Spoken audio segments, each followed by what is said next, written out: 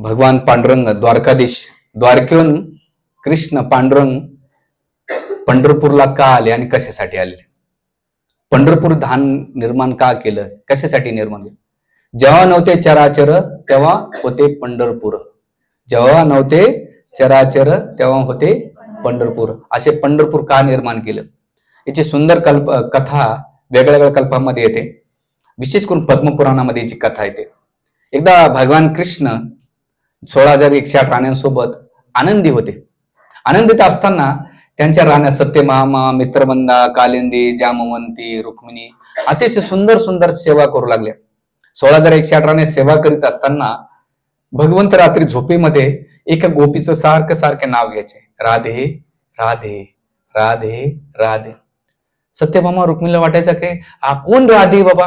सारखं आम्ही एवढी सेवा करतोय, दिवस रात्र यांच्या सोबत, पण आम्हाला सोडून तिचं चिंतन करतात, कोण असेल ही? आणि मग भगवंताला विचारायचं, भगवंत काही सांगत ना. भगवंताला वृंदावनची आठवण यायची.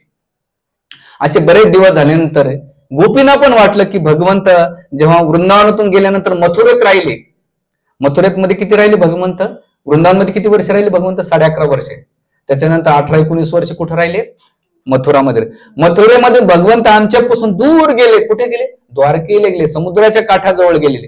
त्याने सुंदर महल केला आणि त्या महलामध्ये आपल्या पत्न्यांसोबत राहत आहेत. तर सगळ्या गोपींना वाटलं की जाऊन आपण पांडुरंगाला जाऊन भेटलं पाहिजे, कृष्णाला भेटलं पाहिजे. म्हणून सगळ्या गोपी आणि राधाराणी कुठे गेल्या? द्वारकेमध्ये गेल्या. आणि द्वारके गेल्यानंतर एका तलावाच्या बाजूला राहिल्या. तलावाच्या बाजूला गेल्यानंतर तिथे तलाव आहे आणि तलाव गेल्यानंतर एकाला सांगितलं की कृष्णाला बोलून घ्या. कृष्ण द्वारकाधीश आले. जसं द्वारकाधीशला पाहतात ते म्हणतात, तो कृष्ण आमचा नाहीये. आमचा कृष्ण कसा आहे? साधा सरळ आहे. कमरेला नाही का बासुरी असायची, डोक्यावर नाही का कपडा बांधलेला असायचा, एक मोर असायचा आणि साधे सरळ असायचे. पण आज ते द्वारकाधीश झाले, ऐश्वर्याने संपूर्ण असलेले, पण तरी कृष्णाचे. आणि जसं कृष्ण बघतो गोपींना आणि गोपी कृष्णाला बघतात, त्यांच्यामध्ये जी उत्कंठा आणि तळमळ असल्यानंतर सगळ्या गोपी आपल्या अश्रूने भगवंताला अभिषेक घालतात, आलिंगन करतात मानसिक रूपाने की द्वारकाधीश, आमचे द्वारकाधीश भेटा आलेले.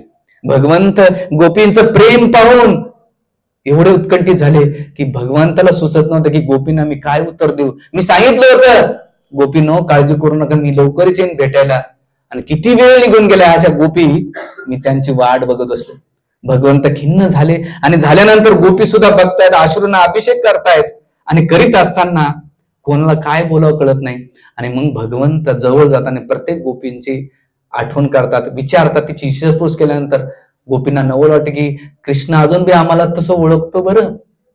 आणि त्या भावनेमध्ये करीत असताना सगळ्या गोपी प्रेमानं विचारपूस करतात.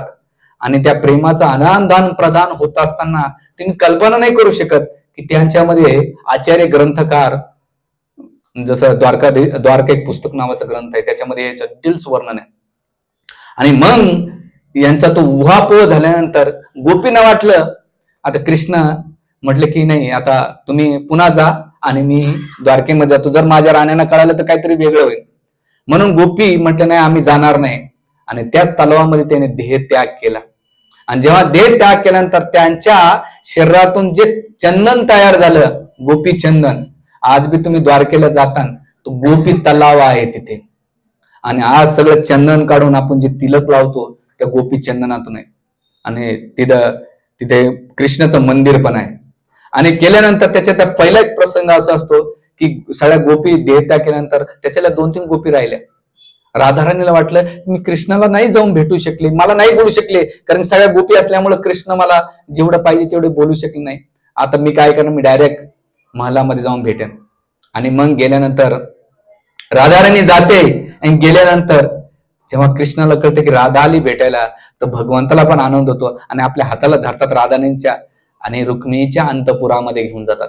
आणि गेल्यानंतर रुक्मिणी ज्या आसनावर बसते, ज्या शय्यावर बसते, त्याच्यावर भगवान कृष्णान राधाराणीला बसवलं आणि वृंदावनच्या लीलाचं स्मरण करत कितीतरी वेळ निघून गेला.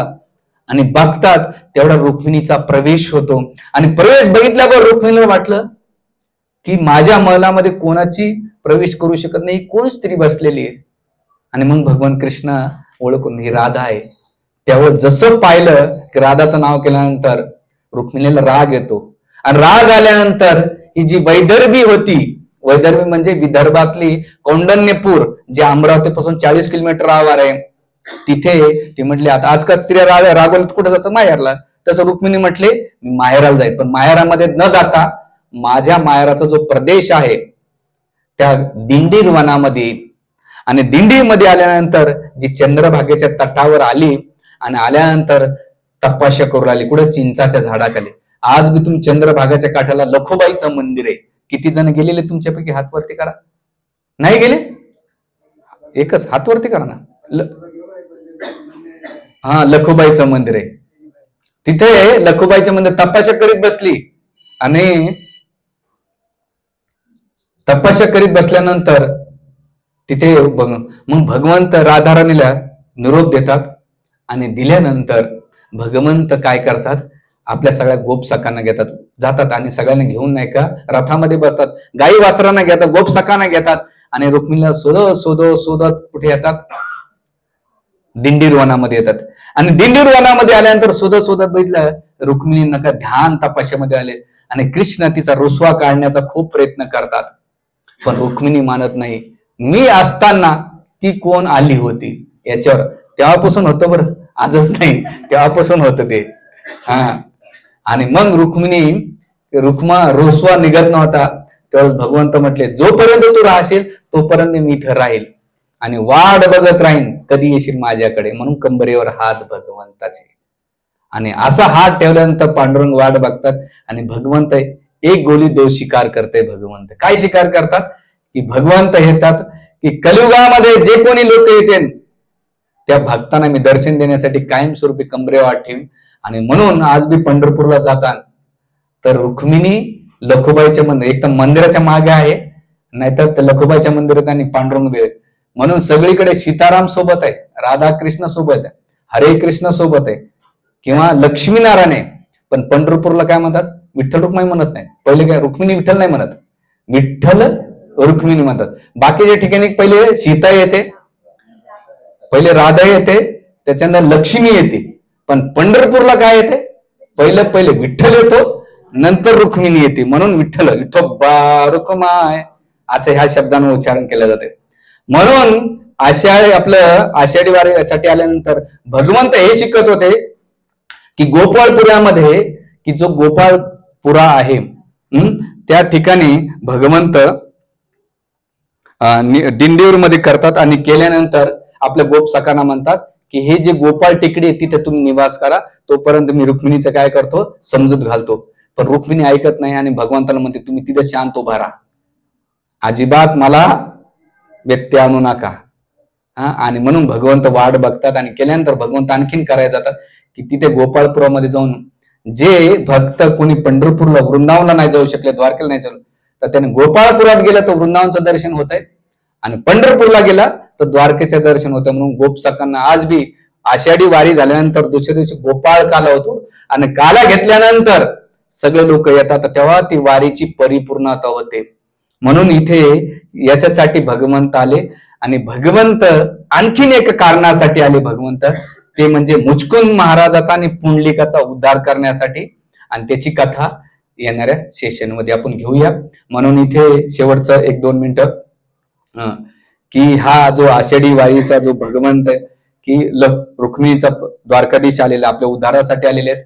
तर म्हणून आपण सगळेजण पंढरपूरला जा आणि ह्या नेत्रांचं, ह्या पायाचं, ह्या शरीराचं झिजत राहणारे शरीर पण जेव्हा भगवंतासाठी झिजवतात तर तुमच्या जीवनाची परिपूर्णता होईल. हरे कृष्णा कृष्णा कृष्ण हरे हरे, हरे राम राम राम.